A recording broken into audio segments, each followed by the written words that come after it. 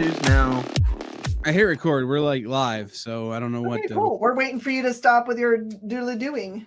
I usually do this until Mark starts talking. Hello, My arms are welcome tired. to Nerd News Now, where Kyle's typing really fast on a giant keyboard that no one else can see. Spaghetti cat.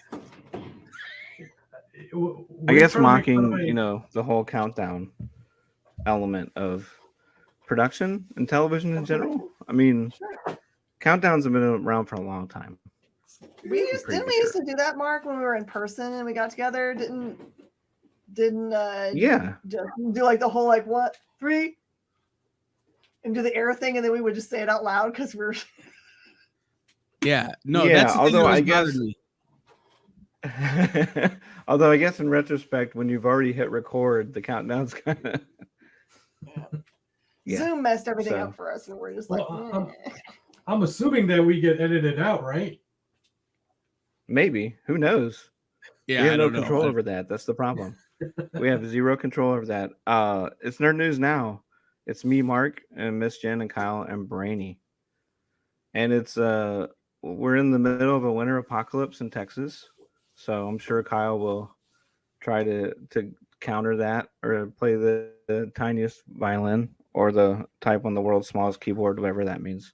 oh, no, It's really cold, he's Miss not Jen, that in much Texas. colder than I am right now at 41 degrees, and you and I, Mark, we're both Well, the same. I looked it up. It was 37 today. It's going to be 6 tomorrow.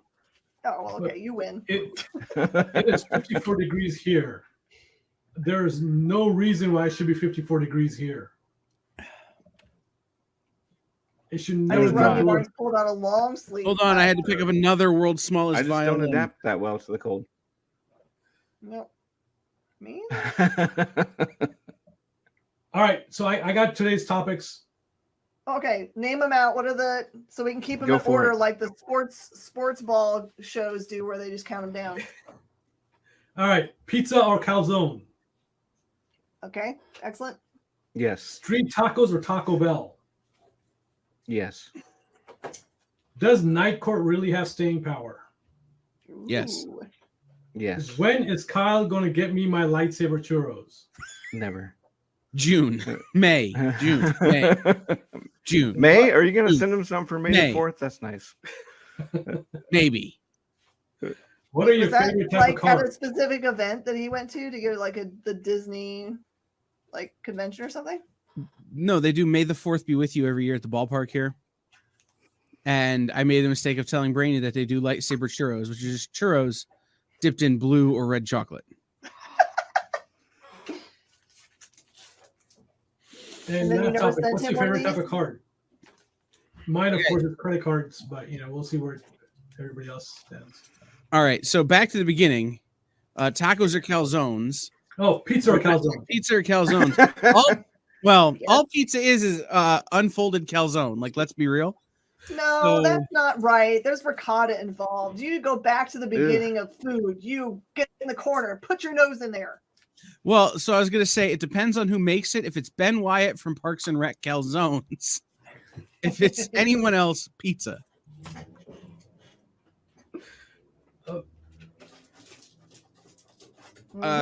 The second answer is Taco Bell because Diet Mountain Dew on tap Wow, Has- man. It has nothing to do with the rest of what you're putting in your face. It has everything to do with I can get Diet Mountain Dew on like just as many as I want. Okay. Night Court does have staying power, although I think the writers need to figure some stuff out. Kyle, this is not a And- speed run. You don't have to answer every question in a row. I do. Okay. My favorite kind of cards are the kind that they give to you at the blackjack table where they're pre-marked so you know if you're going to win or not. Tell me more about this. I have no idea what this means. It's just when they forget to shuffle the decks at the blackjack table. Oh, okay. So the cards are pre-counted.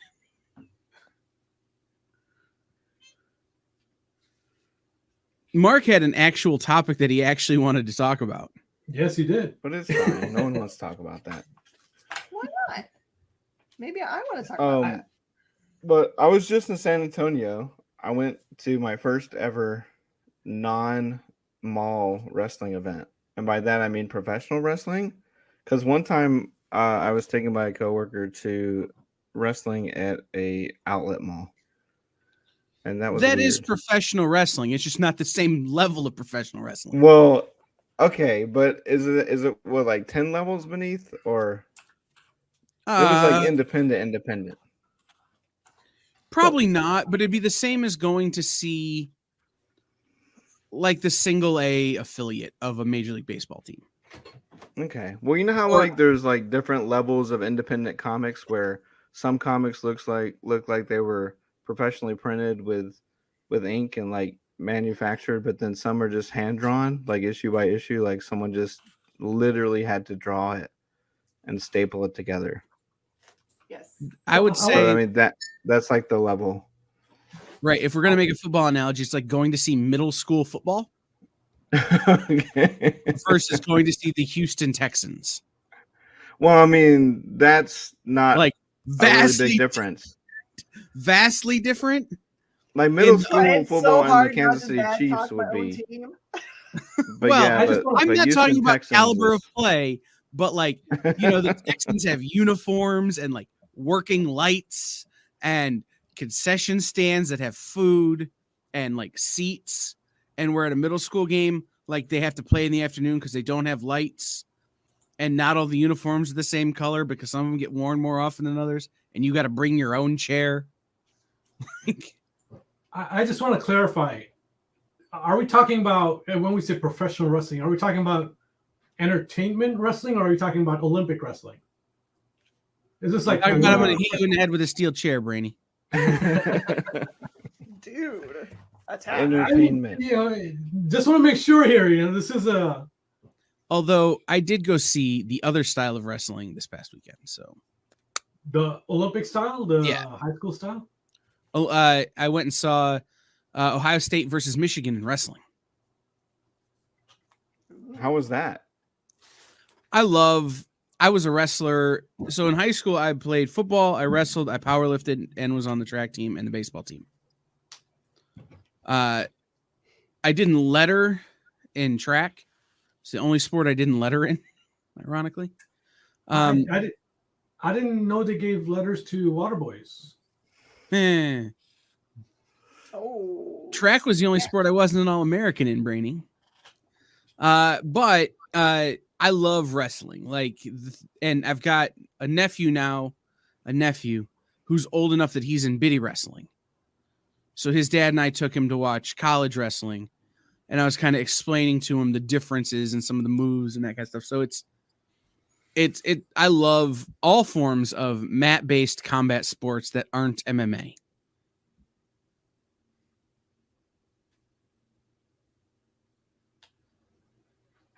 But there was no ladders or chairs. Not intentionally. Oh, okay. Well, they're never intentional unless it's a TLC match. Right. When I was So reading Mark But the anyway, boys, Mark went to Yeah. the third biggest pay-per-view of the year. ooh. what's the second? I know what the first is. What's the second? SummerSlam. Okay. And I just Yeah, mean, but- I think in terms of like capacity, like they try and book WrestleMania is the biggest venue, SummerSlam second biggest, Rumble is the third biggest. Yeah, so this don't was know at the in terms of Alamo Dome in bookings. San Antonio. So there's about 51,000 was the announced attendance. And we sat down, and 2 minutes later, the men's Royal Rumble starts, which is usually the last event of the evening. But because of booking and them just trying to like shake it up, and Triple H being head of creative and all this stuff, completely flipped probably what most people thought the card would end up being. But the men's Royal Rumble was first, and that lasts like an hour and 15 minutes. So that's quite overwhelming to sit down and have that be your first ever, professional wrestling match. So that's at They a used to pretty have high the- bar. Is it the end Go usually ahead. because it's like the apex? Like it's like the grand finale, or Typically, yeah, because this is Royal Rumble has 30 men or women, and it starts off with two, obviously, and then every 2 minutes a mystery competitor is revealed. And there was all these rumblings of like, The Rock or Stone Cold being there, which I knew probably was not going to happen because, as Kyle can tell you, like obviously wrestling is a soap opera. This sets up the next 4 to 5 months of the brand. So if you win the Royal Rumble for either the men or the women, you get a guaranteed championship bout at WrestleMania, which is their Super Bowl, right? So it has to be someone who's going to be around, at least semi-committed to appearing every once in a while for the next 4 months. So typically you wouldn't have someone like The Rock come in who hasn't wrestled in 3, 4, 5 years and commit, or more likely they would not be able to afford him for the next 4 months. That's the most likely scenario. So the Rumble used to be the way that they would set up the angle for WrestleMania. Mm-hmm. So you would have your champion who is going to headline WrestleMania. Your WWE champion is going to be the headliner at WrestleMania. You know that. So the winner of the Rumble gets a shot at the champ at Mania. So usually the person you would see win the Royal Rumble is the person who they're establishing a feud with. And this year was no different. But what always made the Rumble super entertaining and thing people want to watch is that it was often a chance for old timers or guys that hadn't been in WWE previous to come out and get in the ring and mix it up with no notice, right? One of the ones I remember the most is watching the Royal Rumble when the Dudley Boys came back and hearing their music, the ECW music hit from them, stuff that I had grown up watching and they hadn't been around for 15 years.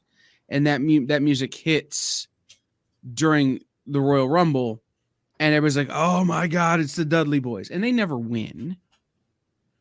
I think Edge, when he came back to the Royal Rumble, was the only... Did he win that year? He did. I don't remember, but like he was coming back to go back to work at the WWE. A lot of these guys come back and then it'll set up a Hall of Fame announcement for them at WrestleMania, something like that. This year, though, there wasn't a whole lot of that. Right? The only person on the list that isn't an active full-time wrestler that was in the Rumble was Booker T. And he's currently an NXT announcer, so he's still with the company. Right. But you had some guys come back from injury, some people who had been out. You had Logan Paul, who has been at WWE now for a minute, but isn't really a full-time professional wrestler. And by the way, in person, that Logan Paul Ricochet spot, so Logan Paul is on one side of the ring, and Ricochet, who if you watch Lucha Underground, you know is Prince Puma, and I refuse to call him Ricochet any further. Prince Puma's on the other side. And they both leap off the top rope and meet in midair in the middle of the ring and fully collide body to body. And it was one of the biggest spots of the match. Thought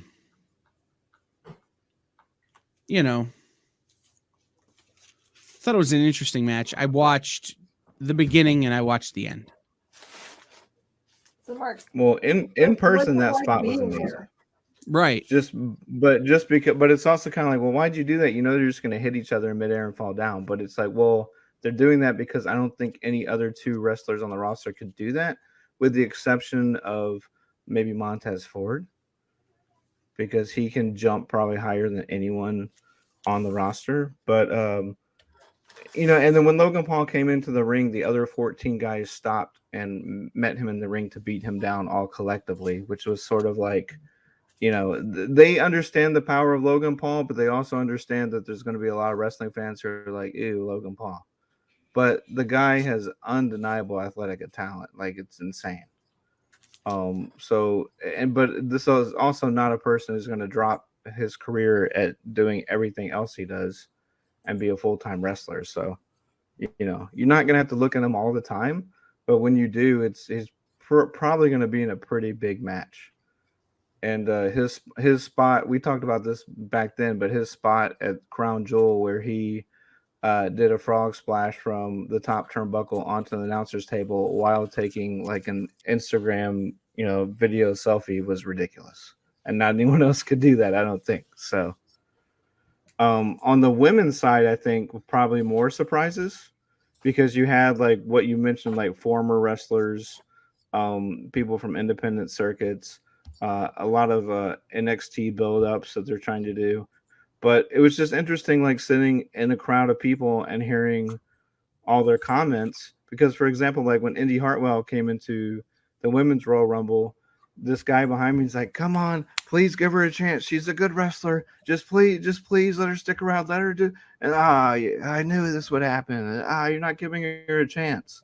And so it's like but it's funny because that guy's probably right? Because if they wanted to give her a big build for the next 6 months, they would have had her at least make it to like the final four. Right. And then there was, go ahead. Well, it's like you look at the Women's Royal Rumble and it's Chelsea Green, like, is the big pop on that list for me. The Queen of the Indies, Chelsea Green. My guess, and this is just my guess, is that she signed a 1-year deal with WWE. She's going to come back. She's going to do a couple of these things. She's going to mainly help them kind of mainstream more of their women's roster because that's what she does. She made Matt Cardona mainstream, and then she'll move on. She'll go back to Impact or AEW or one of those places where she can be useful.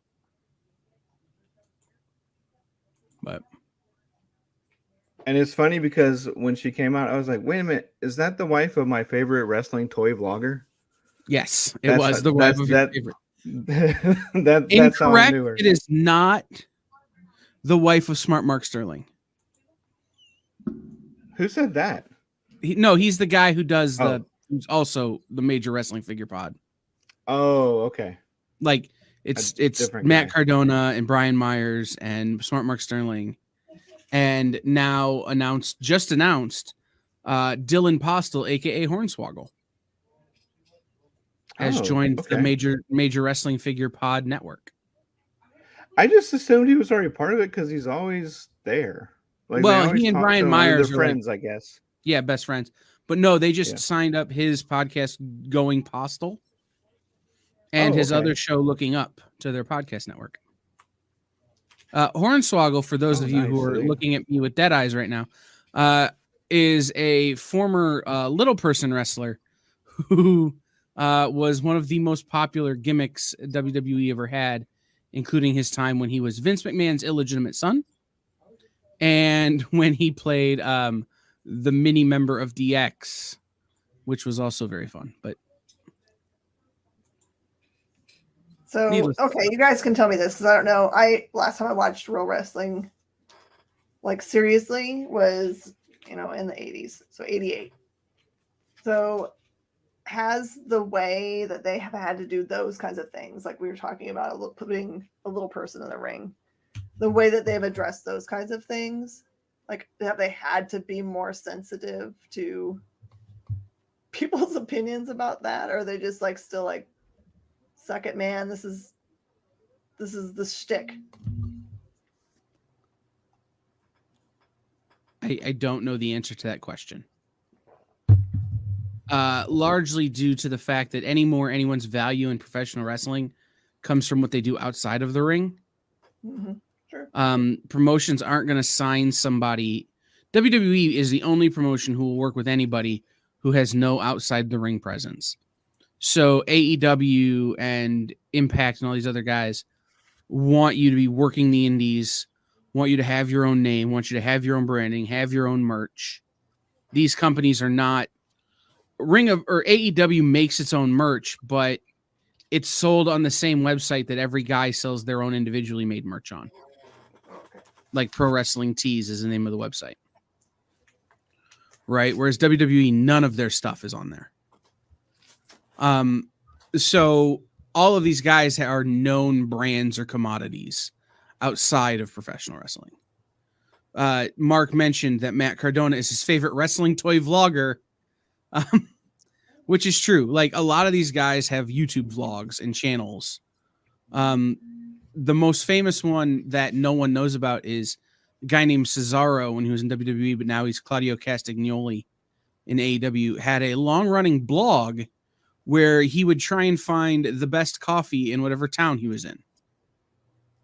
I like that. Yeah, like it's these guys have other interests. Ethan Page, who's on AEW now, and Dan Housen, who's on AEW now, have YouTube channels where they go toy hunting.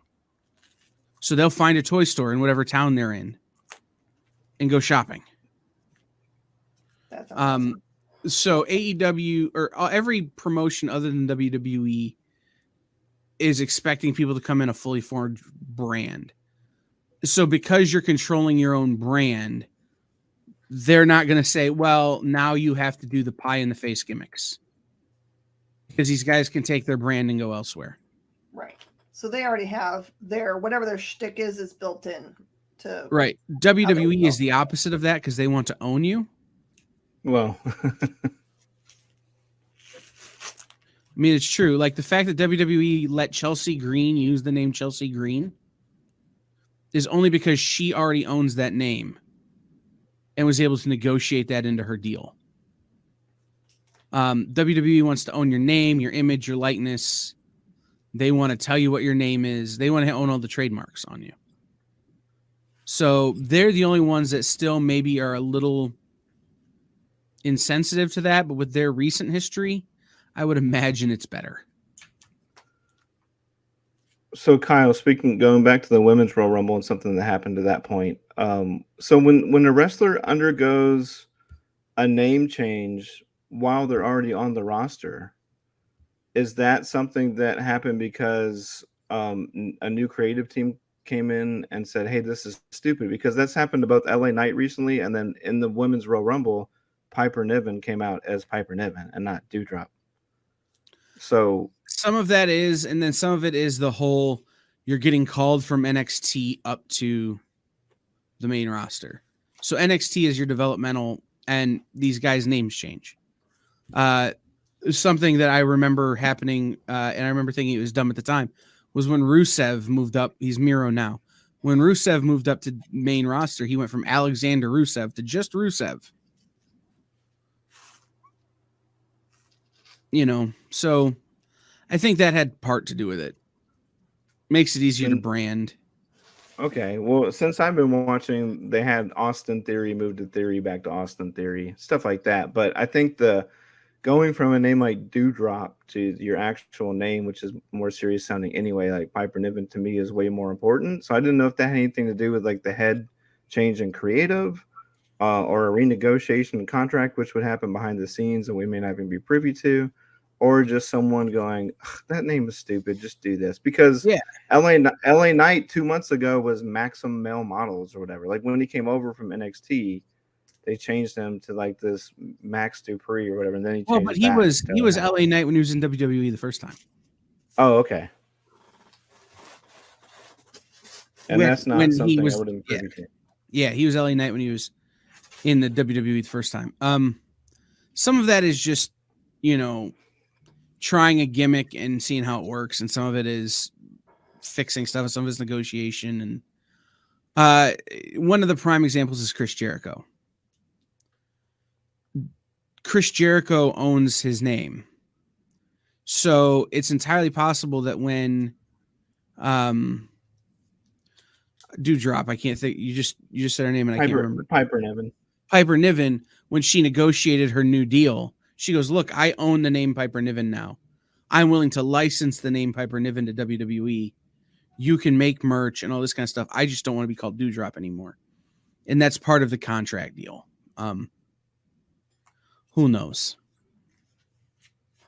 But also, Miss Jen, another way to answer your question is if you went back and watched all the episodes of their two main shows like SmackDown and Raw that are on Peacock right now over the last 25 to 30 years, you would be like, "Ooh, this does not age well. They would not do this storyline today." Okay, That that's so that what I was might answer your wondering. question also. One of my favorite things, and we haven't done it in a while, but we did it when WWE Network launched. Buddy of mine would sit in his living room and watch old matches and play Count the Dead Guys.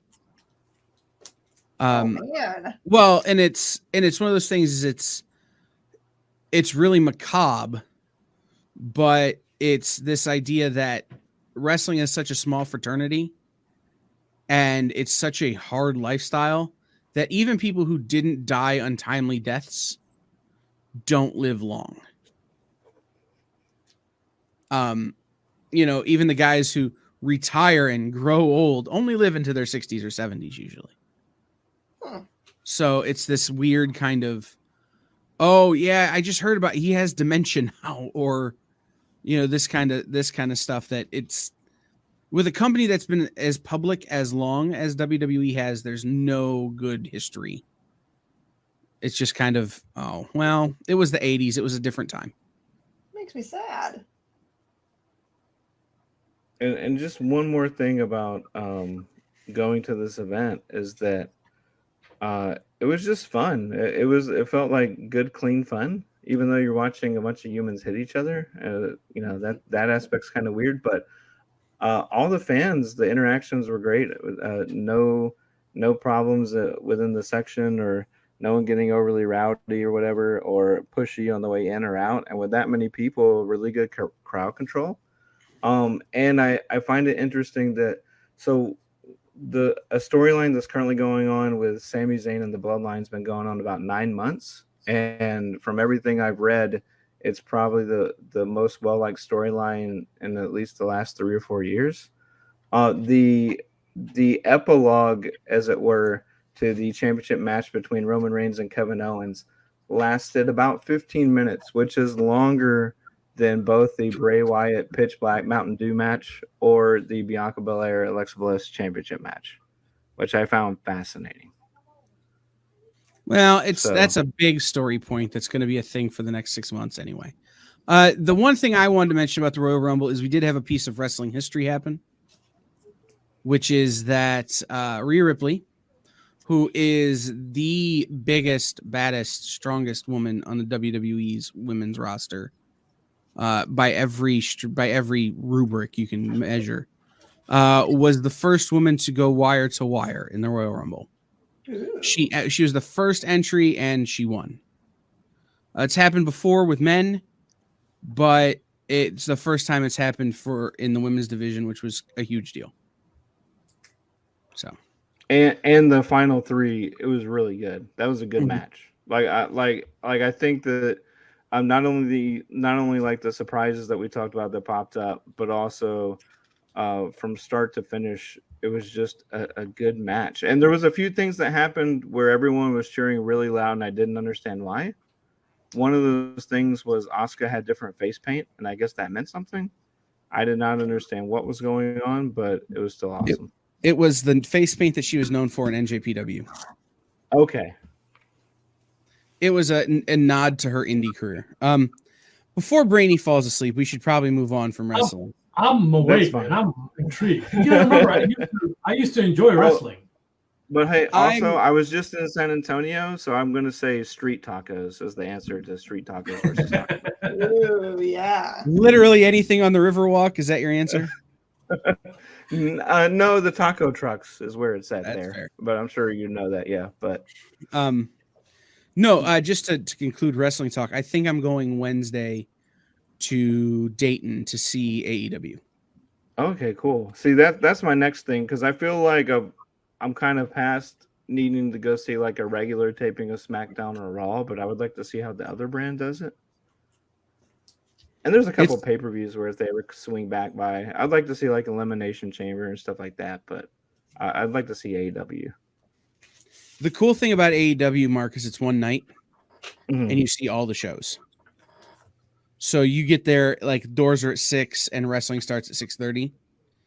And it's Dark Elevation, Rampage, Dynamite, all in one night. Wow. So if you had been at AEW this past week, you'd have gotten to see Jay Lethal do the Jay Briscoe tribute match against Mark Briscoe. See all that come down, and then a little while later, you get to watch Jay Lethal with Jeff Jarrett and Satnam Singh, who is maybe my favorite wrestler who can't wrestle. Yeah. Versus the best friends and my second favorite wrestler who can't wrestle, Danhausen. Yes. So at one point you have Danhausen, who's 5'8", if he's lucky, 160 pounds if he's lucky, versus Satnam Singh, who's 7'1", 325-pound former basketball player, whose hands are as big as Danhausen's head. Like, that was pretty fun. But you can see it all in one night. I did not realize they shot all of those. Unless Dynamite is live, they shoot it all in one night. Okay. Which is why guys want to work for AEW, because then they can book indie dates the other nights of the week. Right. Because they also let them do that. So, and probably encourage it. So in actual nerd parlance, there's the rumor is strong that tomorrow, we're recording this on Monday night, that tomorrow or yesterday when this airs will be the announcement of the DC slate of films. Film and TV shows? The new Gunn? That James Gunn's going to make his announcement. Okay. That's the rumor. Huzzah. Well, they canceled their best show, so they're going to have a lot to make up in my mind. Doom Patrol. Incorrect. Okay. The best show is probably in the animated series. Well, okay, they better not cancel that. It's true. The second best show is James Gunn's Twitter feed. Yeah. And also, I'm assuming Peacemaker is safe. Safe since it's his show. So, is there anything you guys are looking forward to seeing, or hope you see, or hope you don't see? For on the slate for the DC stuff? Yes. Anything good? Well, so do you what characters? Yeah, like what characters would you most be excited for if they were to announce? I don't know. One of the problems with DC characters is they're either too dark or not dark enough. You take Superman, the all-American good guy, does nothing wrong whatsoever. He is the most powerful character. There's so much you cannot do with him, though. It's you're limited to what kind of story you can tell with him. In the opposite end, you've got Harley Quinn and Joker. Like their characters are just way too dark for the general audience. Compare that to how Marvel portrayed Kang, how they portrayed Thanos. It's almost night and day. I mean, Thanos, of course, destroys half the universe, but he does in a manner where it's people can somewhat relate to it. Not like anybody can really relate to that, but it's like, hey, yeah, I can see myself doing that if I had that power. Most people can't relate to the way Joker acts. Not saying Joker's bad, man. I mean, I'll take Joker fighting Batman any day. I think they need to go and just tap that new universe that they put out. Was it like Wonder Universe that had like Wonder Girl and the Young Justice book, and it was like an imprint that they did that was all the younger characters. Correct. It was more targeted towards the tweens and the youngins. Yeah, that'd be great for the silver screen, but I don't know if they'll work at the big screen. And the TV series they had for Young Justice probably won't work for the big screen either. They can't bring back Batman the way they did. he's going to need a new refresher. You know, Batman. Well, I guess the latest Batman wasn't that bad, I suppose. Okay, so give us something really cool, like really go and just give us, you know, hardware and icon and static and build us out that universe. I The Milestone universe. Yeah, That'd be a great universe. we haven't tapped it. I want Taika Waititi directed Blue Beetle or Booster Gold. Mm. We also definitely need that. For a comic book fan, that'd be great. For a general audience, they will now relate to Booster Gold. They won't even know who Booster Gold is. Well, of course, you know, you can say that about a lot of Marvel stuff as well. Most people don't know who Kang is until he was introduced. But how do you introduce Booster? Well, he was in the animated series, right? Yeah, he was in the Young Justice animated series, if I remember correctly. Don't remember. I don't remember either. I don't know. Like for me, go ahead, Mark. I just want anything Birds of Prey and or Batgirl. Yeah. Because I'm very biased and do a Birds of Prey podcast, which is about to hit its 200th episode. But I mean, anything more Canary, Journey Smollett was great as that. And then any, you know, a re-envisioning of Huntress maybe, but anything Batgirl / Barbara Gordon / Oracle, whatever. But and I think I don't understand why, you know, they've tried to use this character in the animated series, but I mean, I think what would be right up James Gunn's alley is a Zatanna live action show for HBO Max. Yeah. So Birds of Prey, are you looking for a motion picture or are you talking about a new TV series? I think it would work best as an animated movie / series, absolutely. but I want the Batgirl movie. I want the Batgirl movie. So. Well, you're not going to get the Batgirl movie, Mark, so you can move not that one. Anyway. Not that one anyway. Well, you probably won't get one for a while. Yeah. I mean, I think the thing of it is, right, is I just want continuity. I want quality.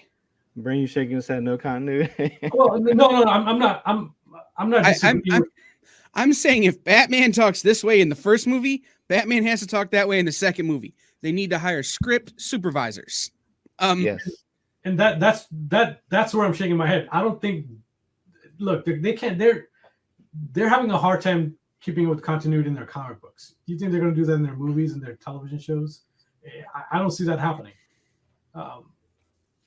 Just like the comic books, I just see them throwing stuff at the wall. Hey, see what sticks. I don't see that happening, really. Yeah, I think that the thing I want most is just your crap's got to be good. I don't care what you make. Agreed. And it can't be so different every time it comes out. Like Superman, Batman, Dawn of Justice felt incredibly different than Justice League. Felt incredibly different than The Batman. Felt incredibly different from any of the Superman movies coming out.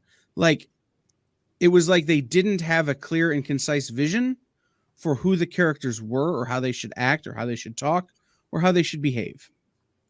Whereas the thing that Marvel has had going for it, at least, is that Iron Man acts the exact same way in every movie. It's not Robert Downey Jr. one movie and then Bruce Willis in the next movie and then Nicolas Cage in the third movie. And, oh, by the way, Robert Downey Jr. did it well. Bruce Willis didn't say a word and Nicolas Cage ate the scenery. Like, that's how DC feels to me right now. And so what I want is okay, this is our brand Bible. This is our book. This is how we're going to build these things. The actors we cast are going to have to perform a certain way. You know, the look of these things is going to have to be a certain way. We're going to have less lens flare and more, you know, actual daylight scenes. Stuff like that. Like, and actually stick with it. You know, right. Just even if you have one bad film in that series of your plan, don't just throw the whole plan away. Right. So maybe they let it go quiet for a little bit. How about, it wouldn't be a James Gunn project, but let him go away for 4 years and develop an actual superhero universe for them that can have continuity. And meanwhile, give us all the Joe Hill horror. Basket full of heads. Nice house on the lake. I don't know how the pencil pushers up in accounting will feel about that. 4 years without any kind of revenue would be the right way to do it. I agreed. Right, and that was what I was arguing, is that they should kill it. DC should kill its film studio. Just end it. And then come back in 4, 5, 6 years and relaunch with a clear and concise clarion vision. In the meantime, you can still make television shows, or their animated stuff has always been phenomenal. Right? You can do other things without making movies. Or at least without making movies featuring the big four. Right? Nobody's going to care if you make a Blue Beetle movie and it sucks. I mean, they're going to care, but it's Blue Beetle. Right? Nobody's going to care if you make The Question movie and people don't get it. Right? And you can make these movies cheaper than you can make a Batman movie or a Superman movie. So make just some random stuff to fill the time, work on your television and animated stuff, and then come back in 4 years with the best Justice League movie anybody's ever seen and just shut the Zack Snyder cult up. Because that's what that is. I firmly believe that the people who are still complaining about Zack Snyder, the Snyder Cut, are the same people who don't believe that the 2020 election was real. Like, they're the same type of people. And so it turns into this, you've got to kill it some way, and the only way to kill it is to just go the opposite direction.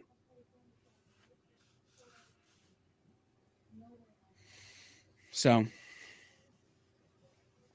that's my thought. The problem there, major movies bring in the big money. You're looking at even a flop for them is bringing at least $100-200 million. The silver screen is not doing that. In fact, there might be times where they're actually losing money on the silver screen. We've had this discussion before about advertising in traditional television, and a lot of times we see other shows being advertised as opposed to real, true advertisement. We don't see car commercials as often as we used to on a lot of these shows. So I read an article last week, and it's interesting, and it's off topic from this a little bit, but that the sectors that are most profitable for these shows now, for TV screen shows, pharmaceuticals, financials, and wellness. So, and by wellness brands, they mean things like health foods and grocery stores and stuff like that. Those are the three most profitable sectors for traditional television advertising. The three least profitable these days are cars, crypto, and investment. And so it's this interesting thing of the reason you're not seeing them is because those advertisers aren't willing to pay the money that these other advertisers are to be on the air. So I think going that direction, right? Saving yourself the cost of production on these big movies, right? One of the best ways to make money is not to spend it. So don't spend $100 million on a Superman movie that's only going to make $110 million. Just save the $100 million. Spend $10 million making a show that can generate $40 million. You're making more money. You're spending less. It's just, I think the problem is that in media, we're seeing a change in thinking. Right? There has been this way that things are done for so long. And in a post-COVID world, it don't work like that. And so everybody's having to reconfigure the way they approach ad buys and media selling and production costs. And, you know, it used to be that you could count on ticket sales to make your money, and you just can't anymore because people don't go to the movies. So, But to Brainy's point, they're going to want something in the meantime that he goes and writes a new universe in 4 to 6 years or whatever. So, I mean, that's like they're going to want some sort of like, hey, we're going to have everyone looking over here while we're actually doing this or something that you would only say behind closed doors. But I say re-announce that Henry Cavill is going to do a Superman movie. It's going to have nothing to do with anything, and see you in 5 years. That's what I would do. Because I think if you say that Henry Cavill's back as Superman, you'll never live down Zack Snyder. Oh, well, okay. The cult I want to move Zack on from Snyder that. fans, right? The cult of Zack Snyder fans will hold it over their head for so long, it will doom the entire company. But I don't know. I think I agree with Mark. They can take advantage of that. They can. I hate comparing DC to Marvel, but that it seems inevitable. Marvel did a great job, you know, using the multi-universe, and DC can do that, but they failed so far. They can do that and bring out a Superman movie where it has nothing to do with anything until the next universe is done. Like Mrs. Jen says, more lock and key stuff. Is lock and key DC? Yeah, it is, right? It's Vertigo. Bring out more lock and key stuff. Bring out more Sandman. Keep us entertained. Mm-hmm. By the way, I just want to give a public shout out to DC, who did what we've been asking them for, I don't know, years and decades and whatever. This is playing at the end of every trailer for Shazam, giving a call to action to go to your local comic shop. It costs them zero money to do that. Thank you. It means a lot to all of us who are in the trenches trying to get people to buy your books all the time. Mm-hmm. Speaking of books, should we look at the books that are coming out next week or this week? Yes. Yeah. In an important return to comics, a thing that has been missing for years returns this week in the form of The Geek. A good book? No, The Geek. Ronin 2. Ancient Enemies #2. Oh, Ancient Enemies #2. Yes, is The Geek. I also wanted to mention a book I'm excited for, Almighty #1 from Image Comics, which is an Edward LaRocque story.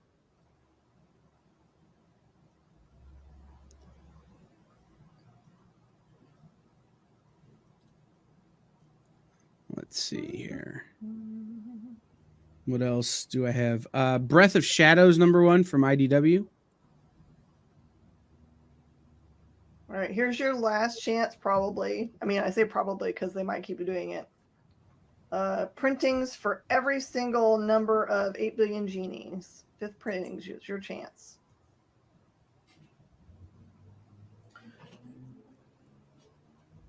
Don't say you haven't been warned.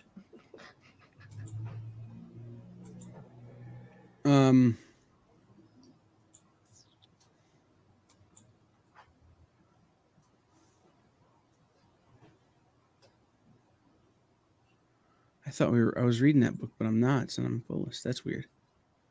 I have to go back and try and find Quick Stops 1 through 3. Your local comic shop might have ordered the Once and Future comic box, the short box. Just be aware they will not be cheap. Ooh. Tales from Nottingham #1 from Mad Almighty Cave. #1 as well. A shout out to our friend Timmy Heeg in Ventura. He's got a cool signing with Patton Oswalt coming up soon. So pull out all your minor threats. #4 comes out this week is the reason I thought about it.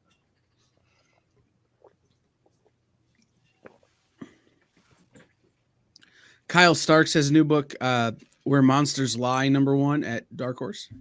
Mhm. Archie's Valentine's Day Spectacular. Those are always fun books. Yeah. Mhm. For me, that's really it. Children of the Black Sun, #2 from Ablaze.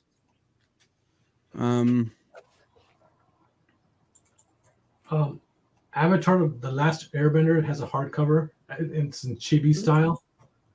You can't go wrong with Avatar in chibi, I guess. No, in fact, if they had bent some air or water or fire or any of that stuff in that new Avatar movie, I may have gone to see it. I did go see, for you manga and anime fans, I did go see that time I was reincarnated as a slime movie. Mhm. It You're right. It was certainly a movie. Oh, Kyle. It was not for me in the sense that I've only read the first few volumes of that manga, and you clearly have to have more knowledge of the manga than I did. My friends who I went with, who are big manga readers who read that one, loved it. And I thought it was a fun time, but I'm like, I don't understand what's happening right now. They're like, well, did you not read volume 47? And I'm like, no, I did not. So, I hope that Shanice ordered a ton of this cover of Bloodline, yes. Awesome which cover. is the Daughter Blade book. That's the Oz cover. Oh my gosh, that's gonna be so cute. AWA has a new book called Black Tape #1 coming out. Count Crowley's Midnight Monster Hunter trade paperback is out this week. That's the book by David Desmelchin, who you may know as Polka Dot Man, or the person who should be leading all future DC movies. You got a finale for the ongoing story arc Dark Web from Marvel also, if you're following it. With some pretty covers.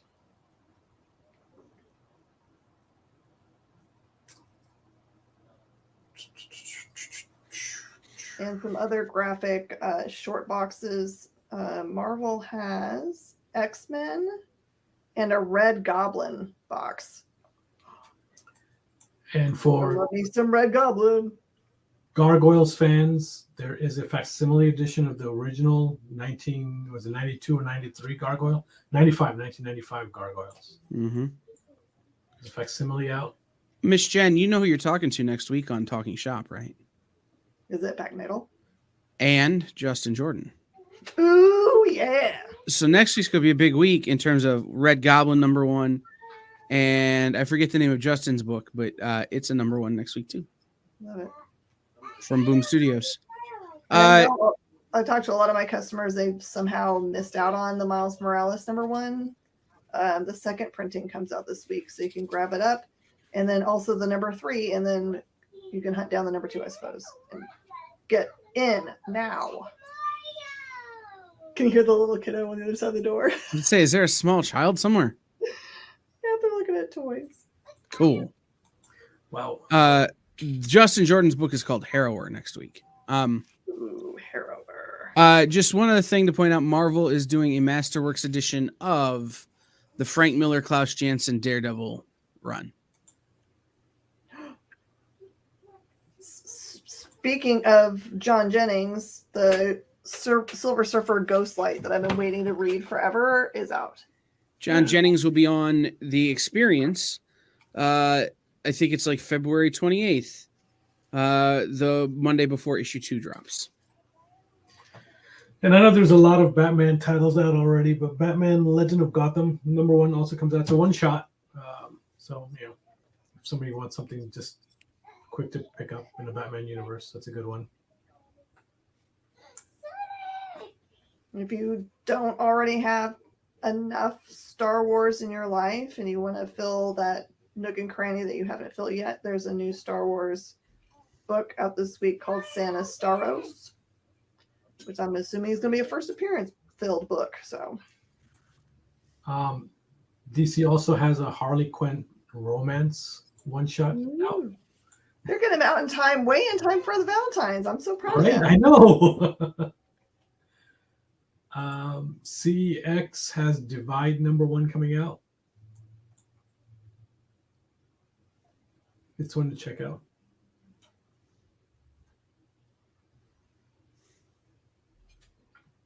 There are a lot of a nice, healthy release week.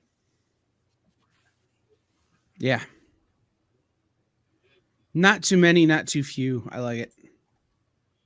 By the way, I think I'm just now kind of wrapping my mind around the amount of time and dedication and real focus that the Eisner judges have to have, since we've, like, the event doesn't really happen until July, but the announcements were made for people to put in their submissions for consideration. So already the screeners are coming in. It's a mountain of work that I'm excited to do, but I have a new respect for the amount of work that Jackie Estrada does every year, and herding all of this part of the cats, and for the actual broadcast and everything else. Mind blowing. Yeah, I think I'll submit this year. I'll more than likely submit mine on a $100 bill.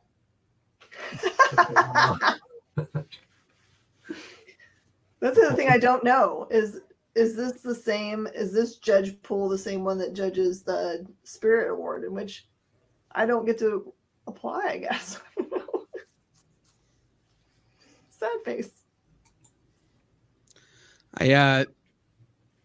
We were running out of time, but I started watching the first of my screeners for the IFC Awards, which I was telling Jen. I watched All Quiet on the Western Front and have pretty much been messed up by it ever since.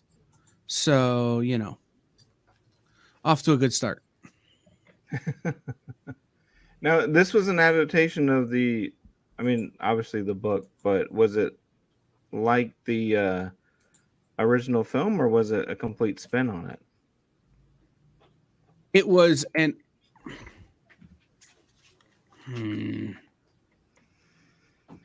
How do I best describe it without spoiling it? It is different from the book and different from the earlier adaptations, but not so different that it wasn't recognizable, if that makes sense. Yeah. I think the difference between this one and the other ones or other war movies like it, why I think people might struggle with it, is that most war movies, they try to end on a happy ending. Oh, not that one, I bet. No, not I remember the one we saw in grade school, and it was just like the takeaway is war is horrible, and that's it. Like war is awful. So yeah, pretty much the takeaway is everybody dies. I mean, so it was a tough one, but cinematography was great. The direction was solid. I think the script could have used some work, but we'll see.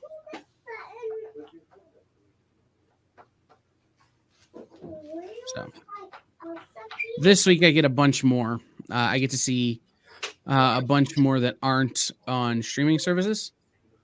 The DVDs start coming this week, so. And I'm assuming no one started The Last of Us on HBO, right? No, but it's on my list. I have to watch it when my husband's not around because he does not like horror. Okay. Episode 3 was fantastic. It had Nick Offerman in it. That's all I know. And yeah, and people are already championing him to get an Emmy for it. So we'll see. Well, he's hosting the Independent Spirit Awards, so he'll probably win an Emmy for that too. Hopefully. I think LeBron James should win an Emmy for his performance. His performance as a whiny crybaby? I don't know if you guys saw that. Was it Saturday night or Sunday night? I think it was Saturday night. Watch the end of it. The performance he gives is amazing. He might have actually won the Oscar this year. It's true. What a whiny crybaby. He did go overboard, but I'm not saying he's wrong. I'm just saying. yeah. Sports ball, man. Sports ball. Gotta love it. All right. Well, we're out of time on this episode of Nerd News Now.